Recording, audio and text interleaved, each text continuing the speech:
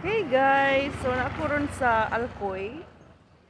Supposed to be adto kog dalaget kanang LTO ganina, but pag adto nako niingon sila na pwede ra nila i-process ang akong license kay magpa-renew kog license.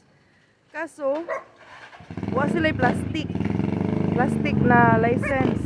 So ningon sila mas maayo mo ditso na ako sa Alcoy. So nako diri sa LTO Alcoy. Pas ra kayo ng proseso. As in, abot ko 8 kape na.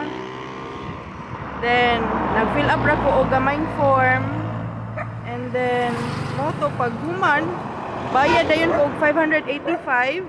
Then, pag human og bayad kay nagkuha na dayon sila sa akong fingerprint, sa akong wala na ni boss guys, fingerprint, picture og signature. To be continued guys.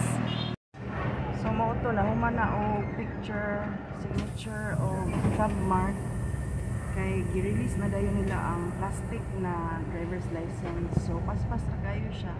Wa ko maabti og 1 hour sa LTO Alcoy. So maybe kay ako ang license good for 10 years man. I'll be back 2035. So I'll be going back to Alcoy. Kay ingon sila nag-istorya ko sa tricycle driver ganina na ang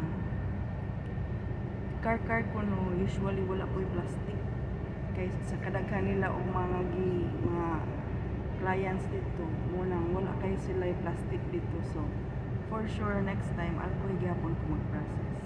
So mo to siya ang napliti din ako sa bus padong sa Dalaget ganina is LTO Dalaget is 35. Yeah, nag-try na po ko padong Alcoy from Dalaget LTO to Alcoy na LTO is 30 pesos, so 65. Karon pabalik na ko sa Argao, akong pliti is 62 pesos ra. So mo to siya. Thank you so much for watching this video.